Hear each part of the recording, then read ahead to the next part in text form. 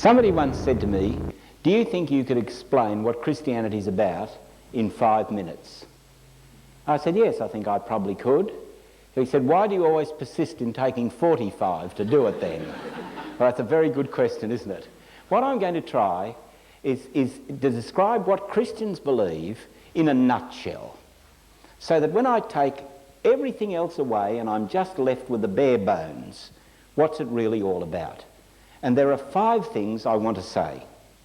The first one's this, that God's really there, that he created the world, and that he is its ruler.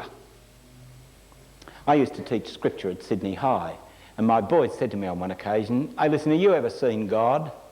That's terribly clever, that, isn't it? Because they know I've got to say no. Well, I said, well, I could have if I'd been on time.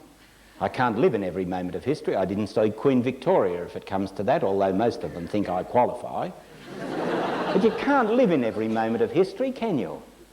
But if I'd been there in first century Palestine, I could have said exactly what the apostles say. They tell us first-hand information about Jesus. Now, you can't do much better than to turn up on the scene, can you? 3 or 4 years ago, I was staying for a week with friends in Rockhampton named the Kerrs. Their little boy, Andrew, 3, Stephen, 18 months. They were talking about going to a wedding on Saturday. They didn't have a babysitter. I ought to point out to you, if you don't know, that I'm a bachelor, and babysitting hasn't been one of my long suits. So I looked the boys over for a couple of days, then I made an offer. That was snapped up with scandalous rapidity. Yes, they said they'd love me to mind the boys on Saturday. Well, they sailed off at about 12 o'clock and left me with them till 7. That was a long day for an old bloke like me. Well, I'll tell you the bits that were really good fun. I managed while they were sleeping. I could do that bit all right. The eating bit was good fun too. I quite enjoyed that. The bath was terrific, although somebody should have told me I should have undressed. I was soaked through and so were they. But I'll tell you what was the hard part, all the rest of it. It was such a long afternoon. Andrew said to me about 5 o'clock, hey, shall we play hide and seek? I'd have played anything with him. I said, sure. How do you play, mate? I know, I'm an old hand at games. There's no good asking for a ruling once you're down midstream. You've got to get all the rules clear before you start, haven't you? I said, how do you play this game, mate? He said, it's easy. You hide your head and start counting. I go and hide behind the laundry door, and you come and look for me. I said, what? He said, you hide your face and count. I go and hide behind the laundry door, and you come and look for me. I said, okay, you got the rules, you go. You know, that's the easiest game I've ever played. You don't even have to move your chair.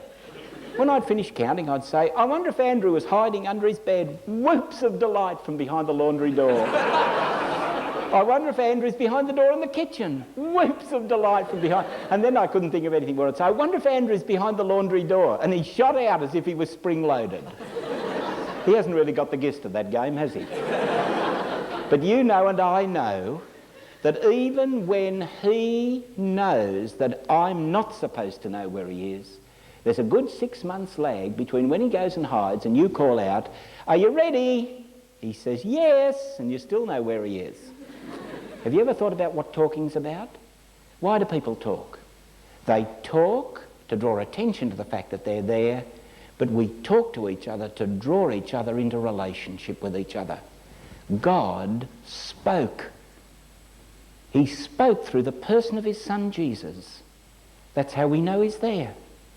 You can't do much better than that, can you?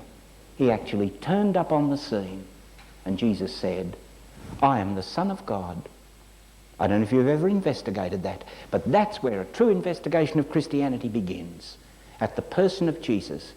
Pick up a gospel, Matthew, Mark, Luke or John. Any of those are good, reliable histories about the person of Jesus. That's the first point I want to make. God is really there. The second thing I want to say is that the Bible takes the point of view that everybody's turned their back on God. They've said to God, I don't want you to be God over me.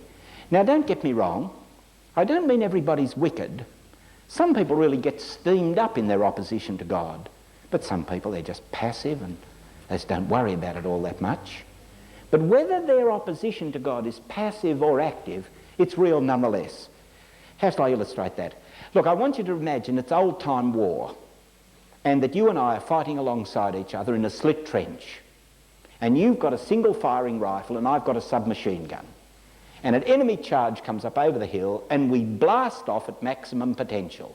Okay? You've got the single firing rifle, you go bang, bang. That's the best you can do. I go brrrr, all over the place, you see? I got the submachine gun. When they catch us, both, they don't say, which of you fired the most shots? We're both on the wrong side. We both get treated like enemies. Some people in their opposition to God are of the bang variety. Quite nice people, really. Others, they're dead rats. They're blasting off all the time. But you see, it's not are you good or bad, but are you on the right side? Second thing is, people have turned their back on God. The third thing I want to say is this. God calls on people to stop rebelling against him. He calls on them to come back and become his friends. That's what he wants them to do. He doesn't want them to stay away. There's no future in fighting him. He calls on them to change sides. The fourth thing I want to say is this. What happens if a person changes sides and decides to come back and start again? What will happen to him? A boy once told me that as a small child, he ran away from home with his brother. He hadn't even started school. And his brother had had a blue with his father, and he told his little brother they were going to run away from home. So they did. He said they hid in a cave in the gully at the back of their place until it got quite dark. Then his brother had decided they'd taught their father a big enough lesson and they could come home. He said to me, we had a lattice gate at the side of our place, and I remember how he lifted the latch up and crept around so it wouldn't make any noise. And he said, my father sat at the kitchen table where he looked straight out through the back door. He said he was a massive man. When we came into view, he leapt to his feet, rushed out, swept us up in his arms, and he said, hello, you two. How good it is to have you back home. I thought you'd left. He said, my heart leapt out to him.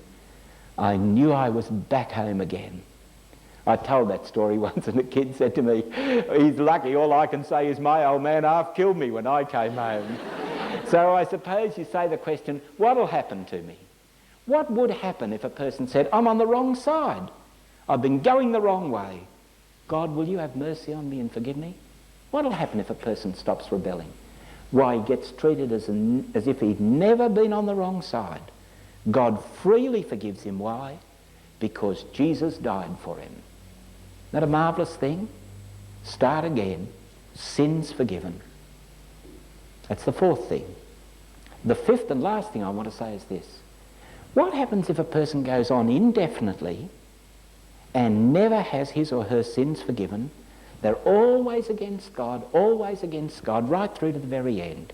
What'll happen then? Why, of course, in the end, they'll be overthrown. Why? Because God is really God. I mean, if you take God on in a confrontation, who will win in the end? Well, there's no doubt who will. Just let me go back over those 5 things again and I'll finish. The first thing I said was this. God is really there. It is his world and he made it. The second thing is this. All of us have turned our back on God as God, and we all go our own way. Thirdly, God calls on us to stop doing that, to come back into friendship with himself. Fourthly, if a person does do that, what treatment will he get at the hands of God, or she? Why? Free forgiveness because of the death of Jesus.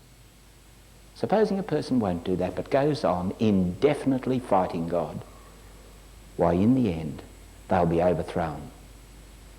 You might like to talk together about that.